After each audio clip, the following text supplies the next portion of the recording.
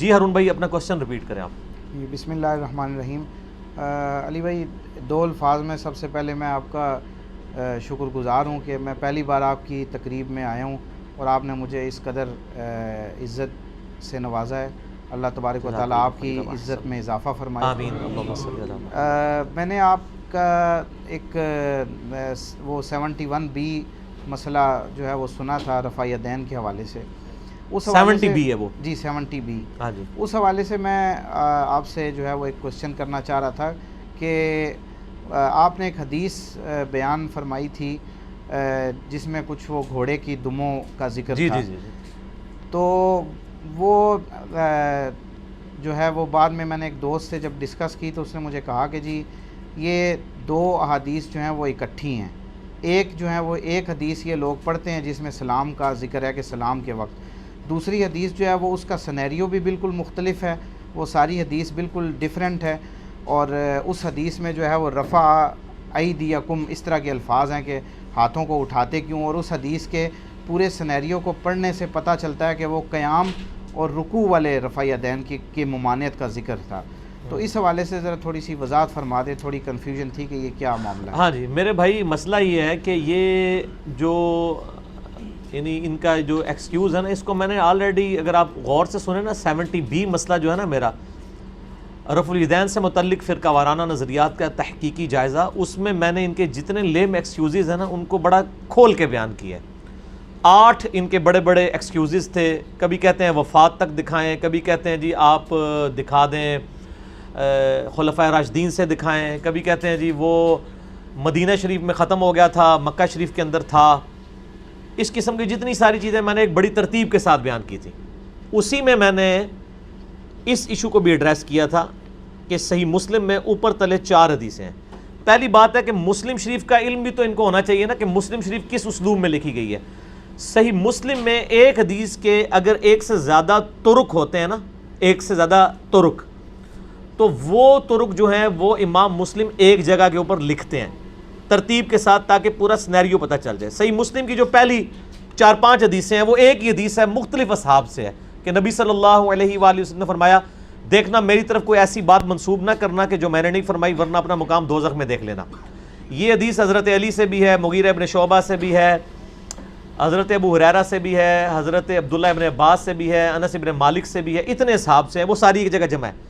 یہ جو حدیث ہے نا جابر بن سمرہ رضی اللہ تعالیٰ عنہ سے ہے, گھوڑوں کی دموں والی حدیث, یہ 4 حدیثیں ایک ہی چیپٹر کے اندر, اس کے اوپر ایک ہی باب ہے, امام نووی نے باندھا ہوا ہے, اکٹھی لکھی گئی ہیں. 2 کے اندر کانٹیکسٹ موجود نہیں ہے, 2 کے اندر موجود ہے. ہم بغیر کانٹیکسٹ والی کو لے لیتے ہیں. اس کے اندر کب لکھا ہوا ہے کہ یہ ہاتھوں کا اٹھانا اس وقت ہاتھوں کا اٹھانا ہے کہ رکوع میں جاتے وقت یا رکوع سے اٹھتے وقت, اس طرح کی تو کوئی تفصیلات اس کے اندر موجود نہیں ہے. اس میں یہ ہے کہ میں تمہیں دیکھتا ہوں کہ تم سرکش گھوڑوں کی دموں کے مانند ہاتھ اٹھاتے ہو, اس طریقے سے ہاتھ مت اٹھایا کرو. انہوں نے کیسے ڈیڈکٹ کر لیا کہ اس سے مراد رکوع میں جاتے وقت اور رکوع سے اٹھتے وقت والا رفع الیدین ہے. اگر یہ مراد لے لیا جائے تو اس میں پہلا رفع الیدین بھی داخل ہو جائے گا, ان کے عید کے رفع الیدین بھی داخل ہو جائیں گے, نماز وطر کا رفع الیدین بھی داخل ہو جائے گا. یہ ان کو دعوی باطل ہے. یہ تو اسی طریقے سے کہتے ہیں کہ جی وہ نبی علیہ السلام جب نماز شروع کرتے تو اللہ اکبر کہتے, رکوع میں جاتے تو اللہ اکبر کہتے, رکوع سے سر اٹھاتے تو سمی اللہ لمن حمیدہ کہتے. بخاری مسلم کی حدیث لیتے ہیں اور پھر کہتے ہیں دیکھیں اس میں تو رفع الیدین نہیں, اس میں تو پہلا رفع الیدین بھی موجود نہیں ہے. تو اس میں نہ پہلے, اس میں اگر ہوتا نا کہ پہلا رفع الیدین آپ صلی اللہ علیہ وسلم فرماتے کہ ٹھیک ہے اس کے بعد والے نہ کرو تو ہم بعد مان لیتے. اس میں الفاظ ہے ہاتھ کیوں اٹھاتے ہو, ہاتھ اٹھانا کس موقع پہ ہے, کیا رفع الیدین ہے یا ویسے ہاتھ اٹھانا ہے, کھجلی کرنا ہے, اس کو اگلے 2 طرق جو ہے نا اس کو ویریفائی کر رہے ہیں. اور اس میں الفاظ ہیں کہ وہ آپ صلی اللہ علیہ وآلہ وسلم فرمایا اپنے دونوں ہاتھ اپنے زانوں پر رکھو, سلام پھیرتے وقت صرف دائیں بائیں سلام کر لو. یہ حدیث صرف صحیح مسلم میں نہیں ہے, یہ حدیث ابو داؤد میں بھی موجود ہے, سنن نسائی میں بھی موجود ہے. اس کے اوپر باقاعدہ باب باندھے ہیں محدثین نے, ابو داؤد نے اور نسائی نے, کہ یہ سلام پھیرتے وقت ہے. یہی باب صحیح ابن خزیمہ میں, ابن حبان میں موجود ہے. اور امام بخاری کی جو کتاب ہے جز رفع الیدین, اس میں انہوں نے اسی حدیث کے کانٹیکسٹ میں لکھا ہے کہ ان لوگوں کو اللہ کے عذاب سے ڈرنا چاہیے جو اس حدیث کو رفع الیدین کے اوپر لگا کے اس کی منسوخیت کا دعویٰ کرتے ہیں. وہ ڈرتے نہیں ہیں کہ اللہ کا عذاب ان کے اوپر آ جائے کہ وہ حدیث کی تعریف کر رہے ہیں. یہ امام بخاری نے سر لکھا ہے جز رفع الیدین میں. ہارون بھائی جی ٹھیک ہو گیا. پھر ان کے گھر کی گواہی یہ ہے کہ مولانا تقی عثمانی جو مفتی اعظم پاکستان مانے جاتے ہیں دیوبند کے, انہوں نے دروس ترمذی میں باقاعدہ ان کے دروس چھپے میں انہوں نے کہا ہے کہ یہ علمی خیانت ہے ترک رفع الیدین کے اوپر مسلم شریف کی ان احادیث کو پیش کرنا، کیونکہ ان کو پتہ ہے کہ وہ خیانت کر رہے ہیں ان کے علماء۔ پھر بریلویوں کے مفتی احمد جہاں نعیمی صاحب نے جال حق کتاب لکھی ہے، دنیا جان کی وہ ہر لیم ایکسکیوز لے آتے ہیں اپنے آپ کو صحیح ثابت کرنے کے لیے۔ انہوں نے رفع الیدین کے ترک پہ جتنے دلائل لکھے ہیں نا، اس دلیل کی ذکر تک نہیں کیا انہوں نے، ورنہ تو پہلے نمبر پہ لے کے آتے۔ ان کو بھی پتا تھا کہ یہ اس طریقے سے، اور ہمیشہ سے محدثین ان چیزوں کا جواب دیتے ہیں کہ انہوں نے یہ اسی طریقے سے ہارون بھائی جس طرح آپ پوچھیں نا تراویح کتنی ہوتی ہیں، کہتے ہیں 20، کہتے ہیں کس طرح، کہتے ہیں تراویح، وی آ گیا بچ تو تراویح وی ہو گیا۔ اس میں رفع ایدیکم، وہ تو تھپڑ مارنے کے لیے بھی کسی کو ہاتھ اٹھایا جائے تو وہ بھی رفع ایدیکم ہی ہوگا، ٹھیک ہے۔ ہاتھ اٹھانے کا محل لکھا ہی نہیں ہوا کہ رکوع میں جاتے وقت، رکوع سے اٹھتے وقت، اس طرح کی کوئی تفصیل نہیں لکھی ہوئی ہے۔ خام خواہ اس طریقے سے اپنا لقمہ قرآن و سنت کے منہ میں ڈالنا یہ بالکل دشمنی ہے۔ اور آپ میرے اس کے علاوہ بھی کلپ دیکھیں، انہوں نے جدھر جدھر بھاگے ہیں نا جی، میں نے ادھر ادھر ان کے پیچھے گیا ہوں۔ انہوں نے کہا جی مناظرہ ہوا، میں نے جز رفع الیدین سے مناظرہ ثابت کیا ہے رفع الیدین کے اوپر امام حنیفہ کا، حدیث کی کتابوں سے۔ پھر یہ کہتے ہیں نہیں خوابوں میں بزرگوں کے اشارے ہوئے ہیں، میں نے سنن دارقطنی سے صحیح سند سے، سند کی تو ضرورت نہیں ہے، امام دارقطنی خود کہہ رہے ہیں کہ میرا استاد جب مجھے رفع الیدین کی حدیثیں لکھواتا تھا تو کہتا تھا بیٹا ساتھ یہ بھی لکھ کہ میں بھی پہلے حنفیوں کے مذہب پہ تھا، اہل کوفہ کے، حنفی تو لفظہ بھی استعمال ہوتا ہے، لیکن ایک رات نبی علیہ السلام کی مجھے خواب میں زیارت ہوئی، آپ نے رکوع میں جاتے وقت اور اٹھتے وقت رفع الیدین کیا، تو میں بھی پھر اس طریقے سے نماز شروع ہو گیا۔ یہ رفع الیدین کی حدیثوں کے ساتھ امام دارقطنی کے استاد لکھوایا کرتے تھے، اور میں نے ایچ ڈی کیمرے میں وہ سنن دارقطنی بریلویوں کا ترجمہ دکھایا، سند کی ضرورت ہی کوئی نہیں، امام دارقطنی خود اپنے استاد سے نقل کر رہا ہے۔ اب ہم ان کو خواب بھی دکھا رہے ہیں محدثین کے، ان کے بابوں کے نہیں، پیچھے کون سی بات رہ گئی ہے؟ ٹھیک ہو گیا؟ تو دل بے ایمان تے اجداں ٹیر، ان کی جتنے لیم ایکسکیوزز ہیں نا میں نے ان تمام کے جواب دیے ہیں، اور اس میں نے اس ایشو کو بھی ایڈریس کیا ہے۔ تو آپ کو سمجھ آ گئی بات کی؟ ہاں جی۔ تو آپ وہ 70B دوبارہ دیکھیں نا، اس میں یہ عدم ذکر کی روایتیں بھی لے آتے ہیں۔ اچھا پہلے انہوں نے بڑا جھوٹ بولا، کتابوں کے اندر لکھا جی مکے میں رفع الیدین ہوتا تھا، مدینے میں ختم ہو گیا۔ ہم نے بتایا کہ رفع الیدین کی ساری حدیثیں ان صحابہ نے روایت کی ہیں جو فتح مکہ کے بعد مسلمان ہو رہے ہیں۔ فتح مکہ ہوتا ہوا ہے 8 ہجری کے اندر، کیا یکم ہجری میں فتح مکہ ہو گیا تھا؟ اور اس میں غزوہ تبوک کا صحابی ہے بخاری مسلم میں مالک بن حویرث، جو کہتا ہے کہ میں صرف نبی علیہ السلام کو ملنے کے لیے آیا، 20 دن آپ کے ساتھ رہا۔ صحیح بخاری 631 نمبر حدیث ہے۔ آپ نے جاتے وقت مجھے نصیحت کی، سلو کما رأیتمونی اصلی، دیکھنا نماز اس طرح پڑھنا جس طرح مجھے پڑھتے ہوئے دیکھتے ہو۔ اور وہ رفع الیدین کی حدیثیں روایت کر رہے ہیں بخاری مسلم میں، جس نے صرف حضور کی صحبت اس لیے کی کہ میں آپ سے دین سیکھوں۔ غزوہ تبوک کے موقع کے اوپر، غزوہ تبوک کے موقع کے اوپر، غزوہ تبوک کے بعد تو نبی علیہ السلام 1-1.5 سال زندہ رہے، اور پھر یہ اتنی توہین کرتے ہیں، یہ کہتے ہیں ہاں جی اس وقت تک تو ثابت ہے۔ ان کو کہیں کہ نبی علیہ السلام پوری زندگی گھوڑوں کی دموں والا کام کرتے رہے، نعوذ باللہ۔ یہ بھی میں نے اس میں ہارون بھائی بتایا تھا کہ اللہ اپنے نبی سے کوئی ایسی سنت نہیں کروائے گا جس کو اتنے سخت الفاظ میں بعد میں کنڈیم کیا ہو۔ اس کا کیا جواب دیں گے؟ کیا نعوذ باللہ نبی علیہ السلام اپنی 63 سال کی مبارک زندگی میں جو ہے وہ 63.25 سال تک بقول ان کے کہ نہیں بالکل اینڈ پہ چھوڑا تھا، 63.25 سال تک گھوڑوں کی دموں والا کام کرتے رہے، نعوذ باللہ من ذالک۔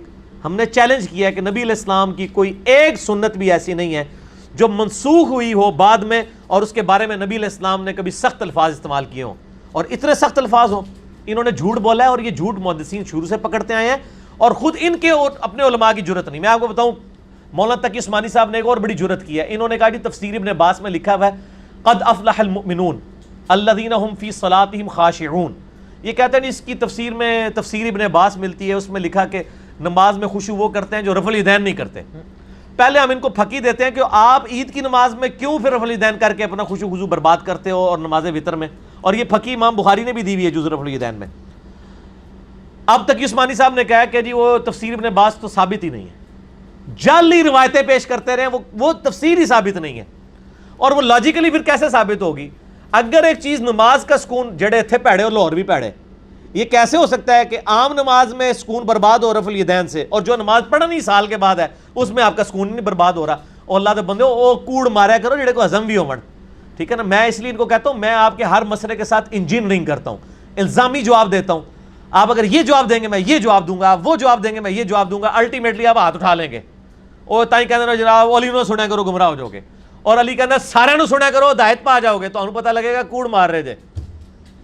ہم تو کہتے ہیں کہ باقیوں کو سنیں پھر ہمیں سنیں، آئے یہ علم کا میدان ہے، آ کے فیصلہ کریں۔ اور صحیح مسلم آپ خود کھول کے پڑھیں، انٹرنیشنل نمبر کے مطابق 969 سے لے کے 971 تک یہ 4 مسلسل حدیثیں ہیں. اس پہ امام نووی نے باب باندھا ہے, ٹھیک ہے, جنہوں نے مسلم کی تبویب کی ہے کہ سلام پھیرتے وقت ہاتھ سے اشارہ نہ کیا جائے. یہ سارے محدثین کا موقف ہے. یہ تو کسی کے دماغ میں بھی یہ بات نہیں آئی تھی, جو اب ان کے دماغ میں نئے نئے قصے کہانیاں آنا شروع ہو گئی ہیں اور اس طرح کی چیزیں جو ہیں وہ پروپیگیٹ کرتے ہیں. ان کے اوپر تو بڑی بڑی وعیدیں لوگوں نے بیان کی. تو ہمارا مقدمہ ٹوٹیلٹی میں الحمدللہ کلیئر ہے. ہمیں کوئی, اور پھر ہمارا تو دعویٰ ہے کہ سنی اور شیعہ کا کتابوں کا اجماع ہے رفع الیدین کے اوپر, اور کھول کے دیکھ لیں آپ. اچھا علی بھائی, اس میں تو گزارش کروں نا, اس پہ ایک نئے انداز سے بھی اعتراض آیا ہے نا. یہ جو آزاد خیال علماء نے, جیسے قاری انیب ڈار صاحب وغیرہ, جن کا بظاہر کوئی تعصب بھی نہیں ہے نا, بلکہ وہ تو جو روایتی دیوبندی بریلی علماء ان سے ان کی بڑی ٹسل چلتی رہتی ہے.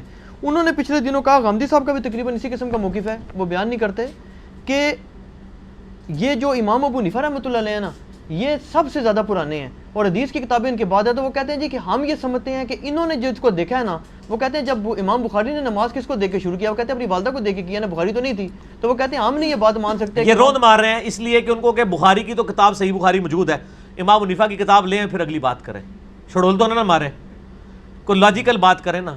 پرانے تو امام ابو حنیفہ پیدا ہوئے 80 ہجری میں, ان سے پہلے جو 80 سال کے لوگ ہیں وہ پرانے نہیں ہیں. تو وہ کہتے ہیں نا, وہ کہتے ہیں انہوں نے انہیں کو دیکھا ہوگا, وہ رفع الیدین نہیں کرتے. دیکھا ہوگا تو تب ہے نا جب امام حنیفہ رحمہ اللہ کی وہ کتاب موجود ہو, کتاب موجود ہو. پھر امام حنیفہ رحمہ اللہ کے زمانے میں جو اور باقی محدثین ہیں جو ان کے استاد ہیں, کون ہے جی؟ امام جعفر ہے نا. جی امام جعفر تو رفع الیدین کرتے تھے نا, سنی شیعہ دونوں مانتے ہیں. جی. تو انہوں نے کس کو دیکھا؟ امام حنیفہ نے تو چلو کسی کو دیکھا نا, امام جعفر کس کو دیکھ کے گئے؟ ٹھیک ہے. تو یہ بات ہے نا, ایک دعویٰ کرنا. اور پھر ان کے لیے تو میرے پاس بہت بڑی پھکی ہے نیفڈار پارٹی کے لیے, یہ عملی تواتر اجماع کو مانتے ہیں. جی. تو ان کو کہیں کہ عملی تواتر جو ہے وہ جہاں پہ دودھی دودھ دے کے جاتا ہے وہاں کا مانا جائے گا, یا جہاں پہ بھینس موجود ہو وہاں کا مانا جائے گا. دودھی تو گٹر کا پانی بھی ملا کے آپ کو, تالاب کا بھی پانی ملا کے دے گا. ہمارے تو یہاں پہ دودھی لے گئے ہیں سارا کچھ. دین کہاں پہ نازل ہوا ہے؟ عرب کی سرزمین میں. اور تاریخ میں کبھی عرب کی سرزمین میں نبی علیہ السلام کی وفات کے بعد کفار کی حکومت نہیں آئی ہے. ایون برٹش حکومت میں بھی انہوں نے ان کو آزاد چھوڑا ہوا تھا.